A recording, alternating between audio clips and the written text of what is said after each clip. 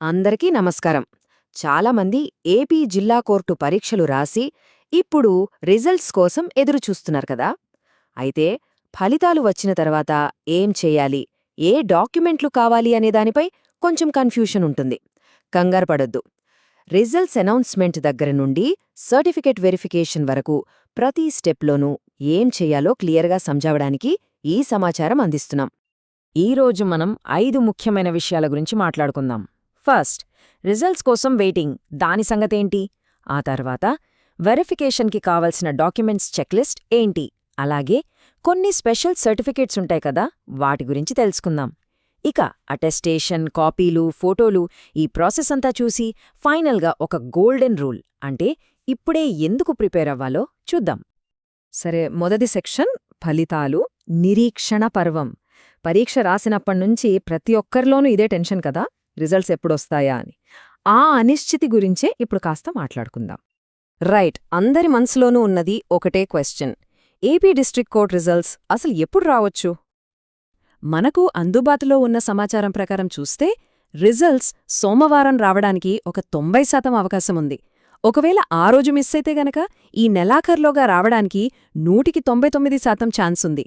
ఇంకా లేట్ అయితే సంక్రాంతి సెలవులకు ముందు, అంటే జనవరి 1st వీక్లో అయినా పక్కాగా ఎదురుచూడవచ్చు. సో చెప్పొచ్చేదేంటంటే, రిజల్ట్స్ ఏ క్షణంలోనైనా రావచ్చు, మనం రెడీగా ఉండాలి. రిజల్ట్స్ ఎప్పుడొచ్చినా సరే ఆ తర్వాత స్టెప్కి మనం ప్రిపేర్డ్గా ఉండటం చాలా ముఖ్యం. అందుకే ఇప్పుడు మన ఫోకస్ అంతా సర్టిఫికెట్ వెరిఫికేషన్ కోసం అవసరమైన డాక్యుమెంట్స్ చెక్లిస్ట్ మీద పెడదాం. ఓకే, ఇక్కడ కనిపిస్తున్నది జనరల్ డాక్యుమెంట్స్ లిస్టు. అంటే దాదాపు అందరూ సిద్ధం చేసుకోవాల్సినవి అనమాట. మీ ఎస్ఎస్సి, ఇంటర్, డిగ్రీ లేదా బీటెక్ సర్టిఫికెట్లు, మార్క్స్ లిస్టులతో సహా. మీ దగ్గర టైపింగ్ లాంటి టెక్నికల్ సర్టిఫికెట్లు ఉంటే అవి కూడా. ఇక చాలా ముఖ్యమైనవి, 6వ తరగతి నుంచి 10వ తరగతి వరకు స్టడీ సర్టిఫికెట్లు. ఒకవేళ ఇవి లేకపోతే తహసీల్దార్ ఆఫీస్లో ఇచ్చే లోకల్ సర్టిఫికెట్ అయినా ఓకే. అలాగే మీ డేట్ ఆఫ్ బర్త్ ఎస్ఎస్సి మెమోలో లేకపోతే దానికి సపరేట్ సర్టిఫికెట్, మీ క్యాస్ట్ సర్టిఫికెట్, ఇంకా ఒరిజినల్ ఆధార్ కార్డు.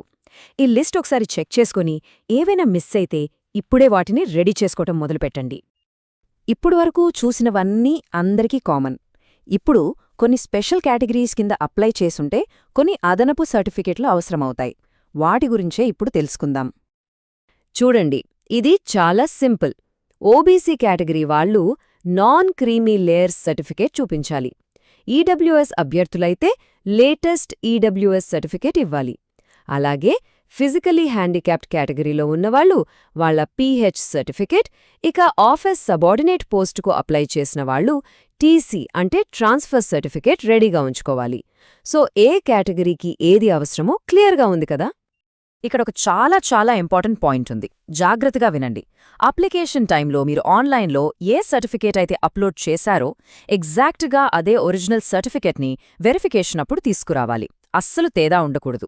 ముఖ్యంగా కేటగిరీ, టీసీ లాంటి డాక్యుమెంట్స్ విషయంలో ఇది చాలా ముఖ్యం. ఒకవేళ మీ పాత సర్టిఫికేట్ ఎక్స్పైర్ అయి ఉంటే కొత్త తీసుకోండి. అయినా సరే సేఫ్ సైడ్ కోసం పాతది, కొత్తది 2 తీసుకెళ్లడం చాలా మంచిది. సరే, డాక్యుమెంట్స్ అన్నీ రెడీ చేసుకున్నారు. మరి వాటిని ఎలా సబ్మిట్ చేయాలి? ఎన్ని కాపీలు కావాలి? అటెస్టేషన్ సంగతేంటి? ఆ వివరాలు ఇప్పుడు చూద్దాం.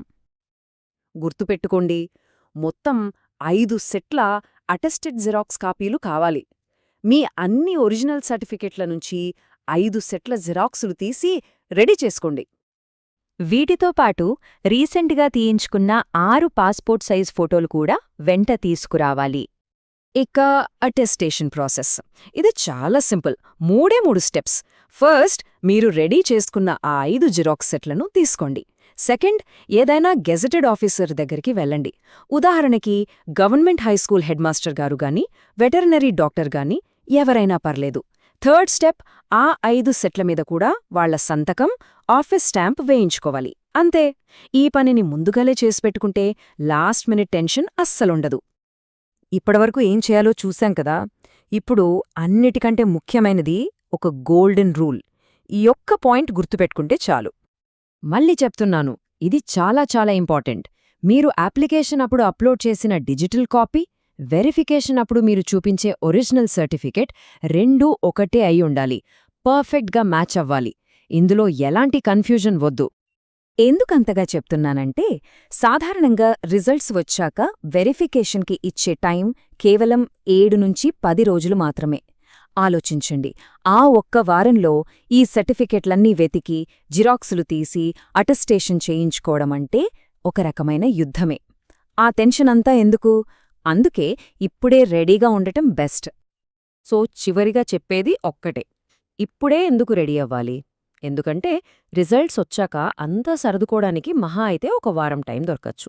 ఆ హడావిడి లేకుండా ఉండాలంటే ఈరోజే మీ డాక్యుమెంట్స్ అన్నీ రెడీగా పెట్టుకోండి. ఈ సమాచారం మీకు ఉపయోగపడిందని అనుకుంటున్నాను. మీ అందరికీ ఆల్ ది బెస్ట్.